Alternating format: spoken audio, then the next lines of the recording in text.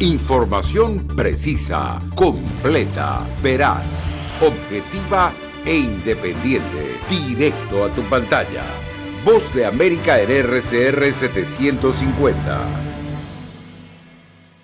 Una guerra de hambre. La guerra en Ucrania ha tenido un impacto importante en la alimentación y en la agricultura. Impulsa los pronósticos de inseguridad alimentaria en el mundo.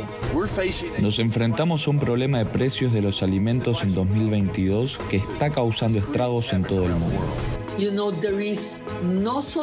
No hay solución a la crisis alimentaria sin reintegrar alimentos y fertilizantes.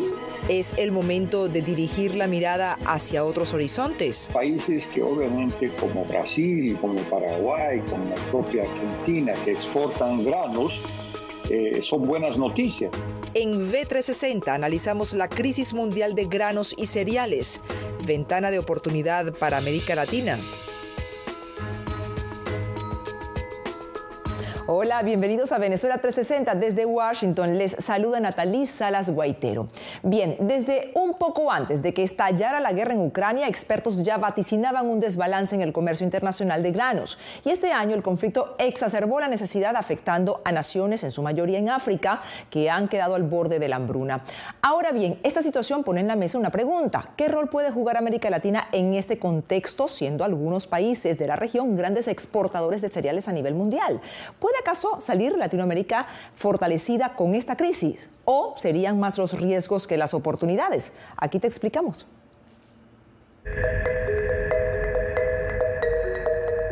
La invasión de Rusia a Ucrania expuso, entre otras consecuencias, la importancia del comercio, la fuerte interdependencia de un mundo globalizado y los riesgos que existen ante la falta de distribución de granos.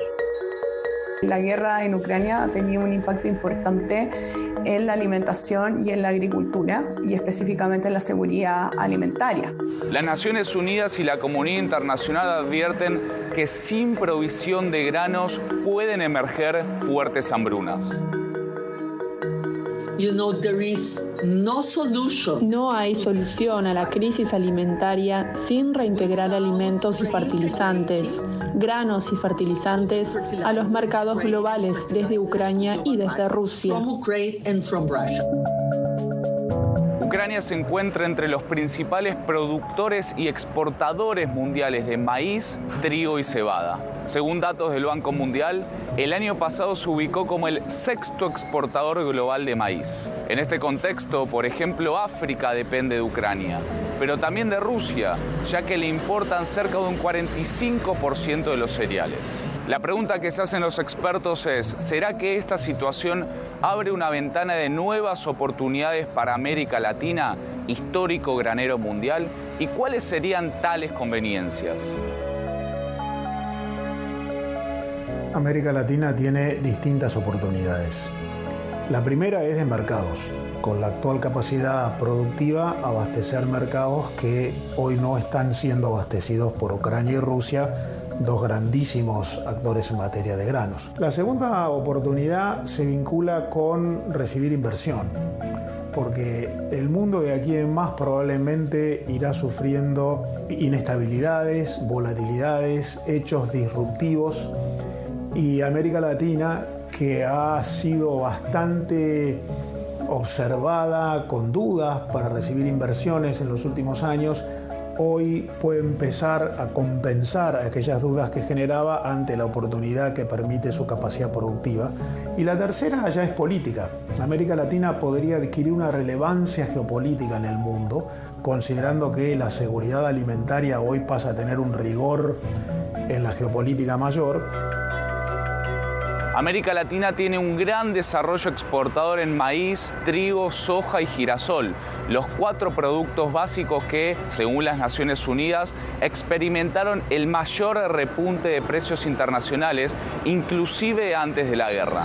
La Organización de la ONU para la Alimentación y la Agricultura, más conocida como la FAO, afirmó que los precios del trigo podrían situarse en un 19% por encima de los ya elevados niveles anteriores de la guerra si Ucrania pierde por completo su capacidad de exportación, y un 34% más alto si las exportaciones rusas fue en solo el 50% de los volúmenes normales. Una vez más, riesgos u oportunidades para América Latina. Países que obviamente como Brasil, como Paraguay, como la propia Argentina, que exportan granos, son buenas noticias, ¿no es cierto? Es decir, va a aumentar nuestra producción, van a mejorar nuestras exportaciones, pero hay que tener cuidado si esos incrementos de los precios son sostenibles. Es una gran oportunidad, por supuesto no exenta de riesgos, porque América Latina es un gran exportador de productos agropecuarios, la soja en Argentina, Brasil y Paraguay, el trigo, el maíz en otros países que son países muy ricos, Uruguay, incluso hacia el norte de América Latina, pero también América Latina es importadora de energía, por lo menos algunos países latinoamericanos, Colombia, Ecuador, Venezuela exportan petróleo, pero hacia el sur ya no, de modo que ahí hay riesgos también de incremento de precios para el abastecimiento. Dentro de la región, Brasil, México, Argentina y Chile concentran el 75% del total de las exportaciones agrícolas. Los cultivos que tendría que potenciarlo serían el maíz, el trigo, el girasol. El girasol en este momento se transforma posiblemente en el cultivo con mayor potencial económico en cuanto al valor, tanto como grano y como aceite. Y también todo lo que son los productos proteicos, alto proteicos, garbanzos, porotos, todo eso que en este momento, vamos a decir, están afectados por el movimiento, por la presión de la guerra y también por, vamos a decir, la demanda que está en crecimiento. En suma, los expertos y estudios coinciden en que se abre una ventana de oportunidades, más si se toma en cuenta que el 18% de las exportaciones de alimentos van a provenir de América Latina y el Caribe. Para eso es muy importante seguir ciertas líneas de políticas públicas, como por ejemplo mantener el comercio abierto de los alimentos y de los fertilizantes, también fortalecer ese comercio, incluir a la agricultura familiar en los mercados, en el comercio, y de esta manera poder generar oportunidades de oferta de alimentos. Será cuestión de que los gobiernos de la región impulsen políticas para facilitar el desarrollo del sector y sacar provecho de esta oportunidad global que se abrió tras la guerra, afirman los analistas. Gonzalo Báñez Villar, Voz de América, Buenos Aires, Argentina. Seguimos en B360, le damos una mirada a la migración de venezolanos aquí en Estados Unidos, y es que ante la reciente negativa de entrada de estos ciudadanos y la posterior medida de aceptar solo a 24,000, siempre y cuando cumplan con algunos requisitos, como que no tengan otra nacionalidad, no hayan sido deportados de cualquier otro país y pasen una prueba biométrica, la Embajada de Venezuela en Washington pide a la administración Biden que aumente el cupo de aceptación, pues sería, a su parecer, la forma de comenzar a aliviar el éxodo de estos ciudadanos. El gobierno de Estados Unidos, a través del Departamento de Seguridad Nacional, señaló que no se admitirán a más venezolanos que intenten ingresar por la frontera sur. Ahora solo podrán hacerlo por vía aérea. El cupo límite establecido, 24,000 personas.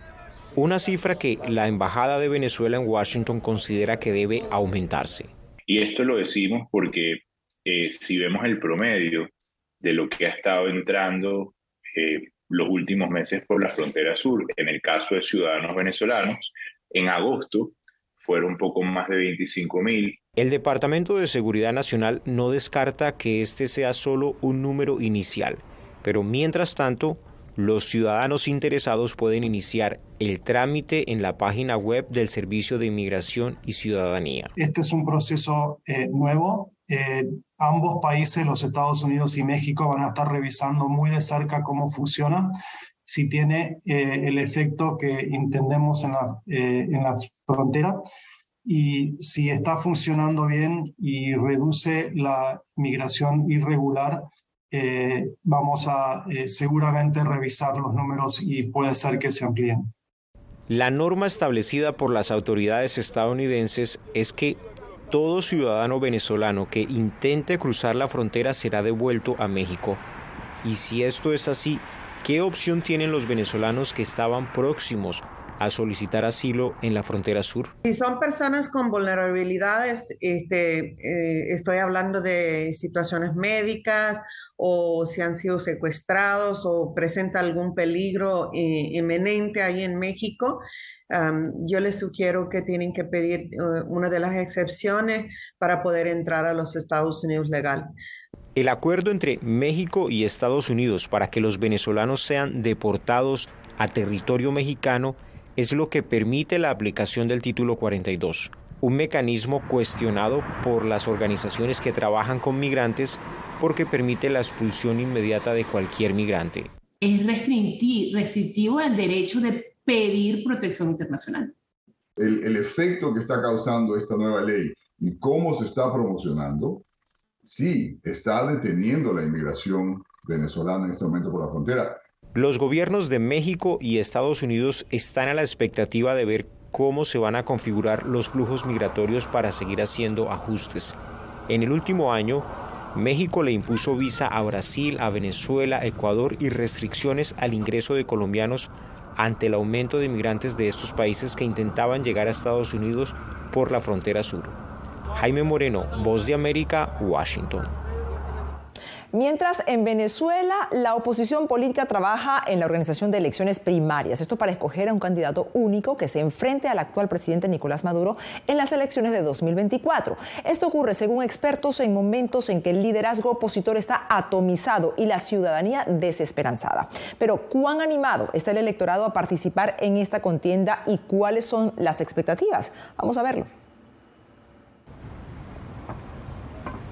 La política ya no domina el centro de la conversación en Venezuela como lo fue hace unos 5 años. Sin embargo, los cuestionamientos e inquietudes continúan entre la ciudadanía por el llamado de la oposición a participar en elecciones primarias. Son unos liderazgos muy débiles, muy oportunistas, muy personalistas, y mientras no corrijan esas 3 condiciones, verdaderamente no creo que nos representen a ninguno de nosotros. No confiamos ni en el gobierno ni en la oposición. Pensamos en la oposición, confiar en ellos y ¿qué nos han dado la espalda? Es que no hay un candidato de la oposición que uno pueda decir, oye, voy a ir a votar en las primarias para poder. Pero no hay, ¿cuál hay?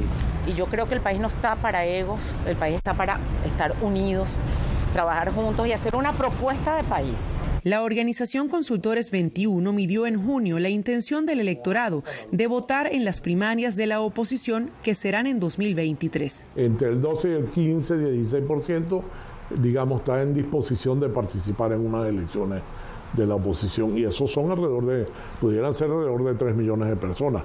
Hay al menos 16 aspirantes a medirse en primarias, aunque formalmente no han comenzado las postulaciones.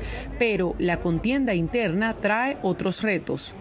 O sea, más allá de elegir un simple candidato es elegir un planteamiento estratégico. También la creación de una serie de normas y de reglas en torno a la oposición, de cómo se toman las decisiones. Recuerda que la Mesa de Unidad Democrática fue algo que fue muy exitoso, pero después se terminó colapsando, y ahorita se está tratando de crear como una coalición de las fuerzas democráticas. Las elecciones presidenciales están pautadas para 2024. Sin embargo, hace unas semanas, el presidente Nicolás Maduro dejó entrever que podría haber cambios, citando una conversación que tuvo con el gobernador del estado, Miranda. Héctor Rodríguez es travieso. Héctor Rodríguez me dice, elecciones 2024 o antes. Lo cierto es que nosotros estamos preparados para cuando haya elecciones salir a una gran victoria. La posibilidad de que se adelanten o no va a depender mucho de las capacidades organizativas de la oposición de la unidad y de la unidad existente en la oposición y la posibilidad que tenga la oposición de poder generar un desafío a Maduro en esas elecciones. Volviendo a los números, de acuerdo con el sondeo de Consultores 21, un 35% de la ciudadanía está muy segura de ir a votar, pero el porcentaje sube a cerca de 60%, dependiendo de ciertas condiciones. Cuando hay apertura y cuando hay, o la gente siente que hay una elección que va a respetarse el resultado y que las condiciones son más o menos abiertas, el porcentaje de participación sube de manera dramática. Aún hay mucho camino por recorrer en cuanto a las normas que regirán las primarias opositoras. Queda por definir si se permitirá la votación de venezolanos que viven en el exterior, si será el Consejo Nacional Electoral el que ofrezca el soporte logístico para la consulta o si se dejará en manos de la sociedad civil o de algún organismo internacional. No en vano, analistas concluyen que los venezolanos están cansados de la política de su país. Adriana Núñez Rabascal, Voz de América, Caracas, Venezuela.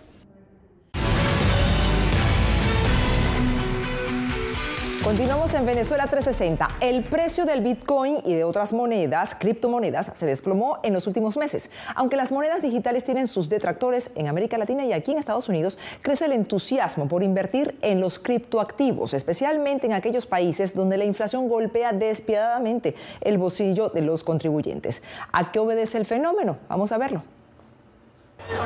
La popularidad de las criptomonedas crece en América Latina, explican expertos.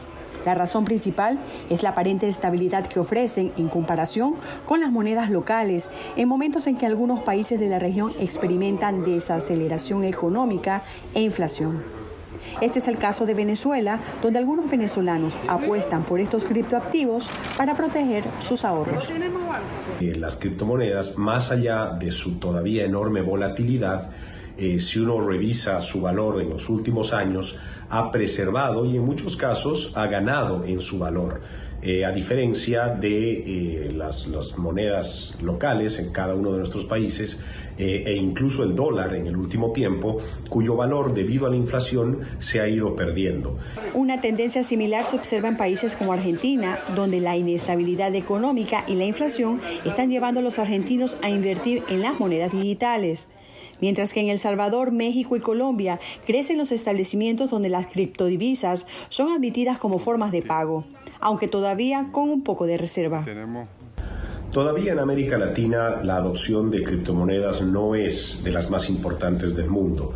Y esto se debe básicamente a que todavía no hay información suficiente y quizá también otra variable que no se puede subestimar, que es que no existe la confianza suficiente en todo lo que son criptomonedas. Pero este entusiasmo se vio opacado para algunos cuando durante el segundo trimestre de 2022 algunas de las principales criptomonedas se desplomaron, alcanzando valores mínimos por un fenómeno conocido entre los usuarios como criptoinvierno. Un episodio que, según expertos, estuvo motivado por la inflación mundial y las restricciones de algunos países a su uso y extracción, como el caso de Rusia. Sin embargo, en Estados Unidos, el entusiasmo por las criptomonedas parece mantenerse intacto en algunos sectores. Sus inversores confían en el potencial a futuro y en su fácil acceso. Creo que poder ir a CoinMe convenientemente y comprar Bitcoin, especialmente donde compro mis alimentos, es el futuro del capitalismo, si puedo ser tan audaz con él. Parte de la belleza de Bitcoin y las criptomonedas es que brinda acceso a las finanzas globales, a la compra y venta de transferencias de valor instantáneamente, sin importar dónde se encuentre. Por su naturaleza digital, las criptomonedas han captado muchos inversores primerizos, especialmente aquellos escépticos en la inversión tradicional y entre las nuevas generaciones. A los novatos les digo, no deben especular. Decidan no comprar Starbucks durante una semana. Cualquiera sea el monto, con eso deben empezar su inversión. Luego aprendan. Explica este joven de 17 años que con tan solo 10 años sugirió a sus padres que invirtieran en las monedas digitales y aunque no siguieron su consejo, esto no fue impedimento para que él decidiera invertir.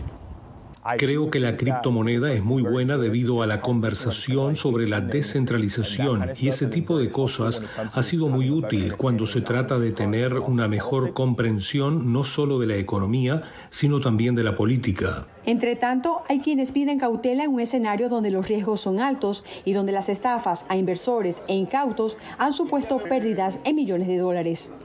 Hay razones reales para preocuparse de que haya elementos en la criptosfera que están diseñados expresamente para aprovecharse de los consumidores.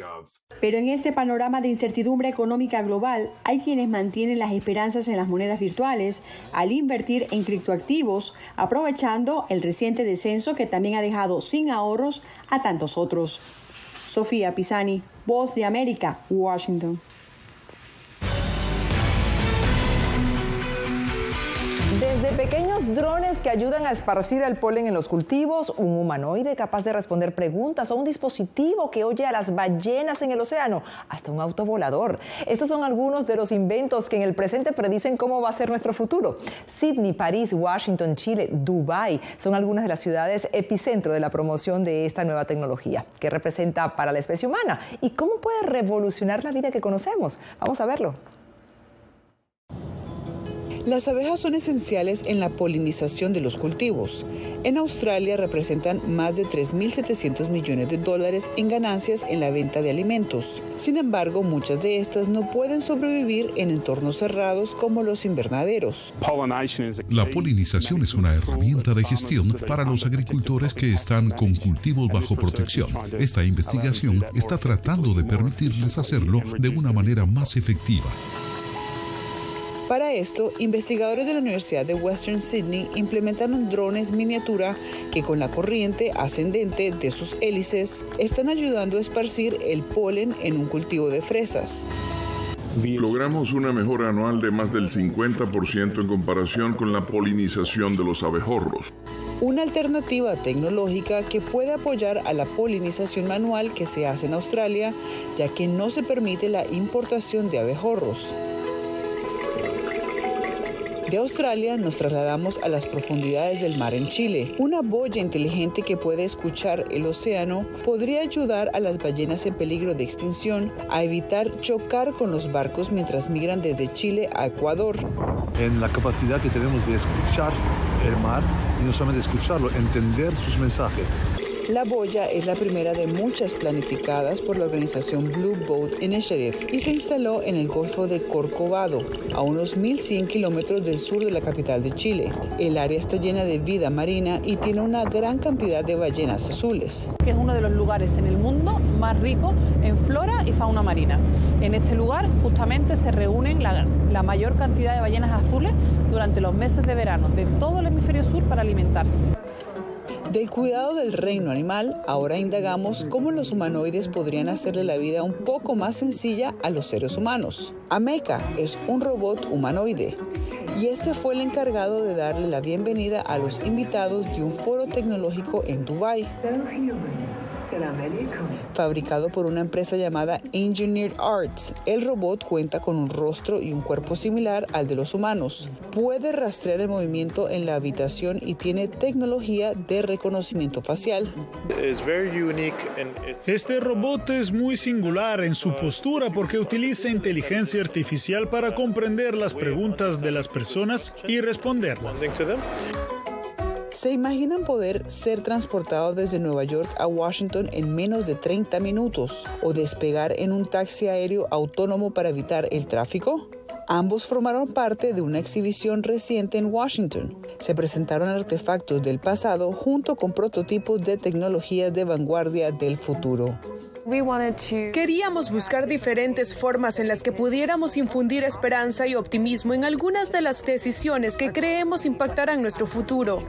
Directivos de la exhibición esperan que con esta muestra los asistentes entiendan que los verdaderos avances tecnológicos no ocurren a menudo. Más común es intentar algo, fallar y luego volver a intentarlo. El resultado puede cambiar vidas. Cristina Caicedo Smith, Voz de América, Washington. Y hasta aquí Venezuela 360. Recuerden que todas estas historias y mucho más también las encuentran en vozdeamerica.com y también en todas nuestras redes sociales. Gracias por su preferencia. Les acompañó Nathalie Salas Guaitero. Será hasta una próxima oportunidad.